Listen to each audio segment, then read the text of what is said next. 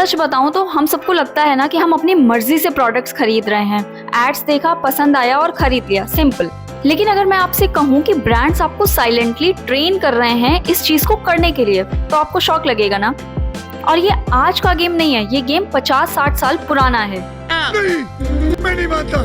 थोड़ा ध्यान से सुनना, क्योंकि आज के बाद हो सकता है कि आप सिर्फ एड्स देखोगे नहीं, उन्हें ऑब्जर्व भी करोगे। अच्छा, मैगी का नाम सुनते ही दिमाग में क्या आता है? मुझे क्या पता, मुझसे पूछे जा रही है बार बार। 2 मिनट में नूडल्स या माँ के हाथ का प्यार। इंटरेस्टिंग ना, क्योंकि मैगी हमेशा अपने एड्स में यही दिखाता है। मैगी इंडिया में 1983 में लॉन्च हुई थी। इनिशियली इंडिया में फ्लॉप हो रही थी क्योंकि इंडियंस इसे समझ ही नहीं पा रहे थे, नूडल्स के कल्चर को नहीं ऑब्जर्व कर पा रहे थे। फिर नेस्ले ने एक स्मार्ट मूव किया, उन्होंने मैगी को फास्ट फूड नहीं बनाया, उन्होंने उसे माँ और बच्चे का इमोशनल मूवमेंट बना दिया।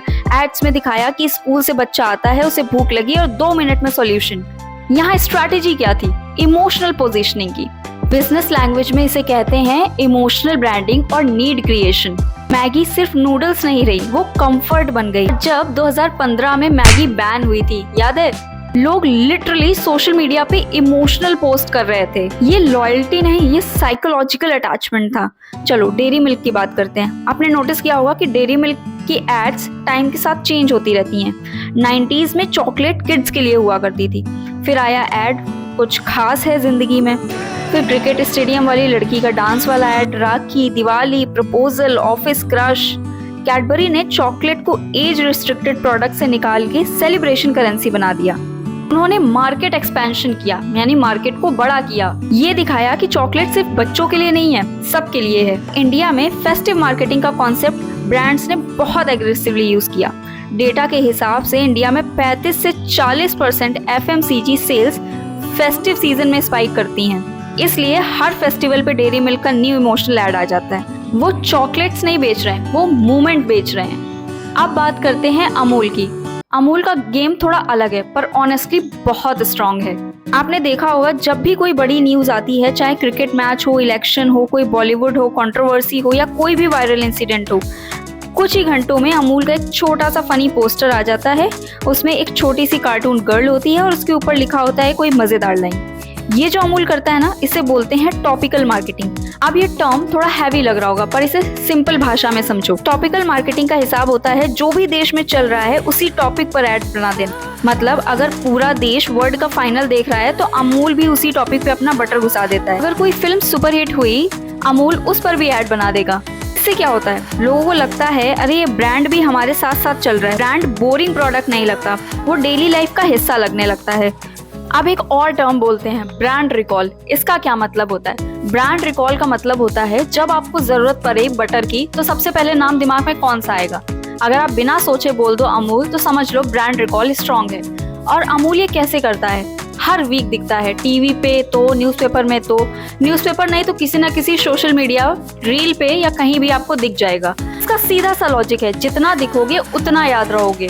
आज 1960 से लेके अब तक अमूल का यही स्टाइल चल रहा है। 60 साल से ज्यादा हो गए, पर स्ट्रैटेजी सेम है। और इसी कंसिस्टेंसी की वजह से जब भी बटर शब्द सुनते हो तो दिमाग में ऑटोमेटिकली अमूल आता है। ये कोइंसिडेंस नहीं है, ये प्लानिंग होती है। अब बात करते हैं एप्पल की। एप्पल का गेम अमूल से बिल्कुल अलग है। अमूल हर जगह दिखता है, लेकिन एप्पल हर जगह नहीं दिखता। एप्पल थोड़ा एटीट्यूड वाला ब्रांड है। आपने नोटिस किया होगा एप्पल के एड्स में भी वो कभी प्राइस की बात नहीं करते, कभी सबसे सस्ता नहीं बोलते, कभी 50% डिस्काउंट नहीं चिल्लाते। तो फिर बेचते कैसे हैं? यहीं से स्टार्ट होता है इसका असली गेम। एप्पल जो स्ट्रैटेजी फॉलो करता है उसको बोलते हैं प्रीमियम ब्रांडिंग। अब प्रीमियम ब्रांडिंग सिंपल भाषा में बोले, प्रोडक्ट को महंगा रखो पर उसको स्पेशल बना दो। एप्पल आपको फोन नहीं बेचता, वो आपको फीलिंग बेचता है। आपने कभी एप्पल का ऐड देखा है? White background, soft music, camera slow motion में, ज्यादा बोलना नहीं, बस एक लाइन, शॉट ऑन आईफोन। वो आपको फीचर्स की लंबी लिस्ट नहीं देता, वो आपको एक लाइफस्टाइल दिखाता है। आप सोचने लगते हो ये फोन यूज करूंगा तो मैं भी क्रिएटिव लगूंगा, मॉडर्न लगूंगा और सक्सेसफुल लगूंगा। ये होता है इमोशनल मार्केटिंग। मतलब प्रोडक्ट से ज्यादा इमोशन बेचो। एप्पल ने अपने प्रोडक्ट को स्टेटस सिंबल बना दिया है। अब एक और चीज समझो, एप्पल का इकोसिस्टम। ये वर्ड थोड़ा टेक्निकल है पर सिंपल भाषा में समझो, अगर आप आईफोन लेते हो फिर आईपॉड्स लेने का मन करेगा, फिर मैकबुक, फिर एप्पल वॉच, ये सब एक दूसरे से कनेक्टेड है। इसका मतलब क्या, अगर एक बार सिस्टम में घुस जाओगे तो इससे बाहर निकलना मुश्किल है। ये स्ट्रैटेजी होती है कस्टमर लॉक इन की, मतलब कस्टमर को इतना कंफर्टेबल बना दो कि वो ब्रांड चेंज ही ना करे। और सबसे इंटरेस्टिंग बात, एप्पल स्कार्सिटी क्रिएट करता है, यानी हर साल सिर्फ एक ही मेन मॉडल लॉन्च करता है, लिमिटेड कलर, लिमिटेड स्टॉक का फील। इससे लोगों को लगता है कि कहीं मिस ना हो जाए। ये होता है फोमो मार्केटिंग। फोमो मतलब fear of missing out. Simple Hindi में कहें तो कहीं ये चीज छूट ना जाए, इसलिए लोग रात के 2 बजे लाइन में खड़े होते हैं।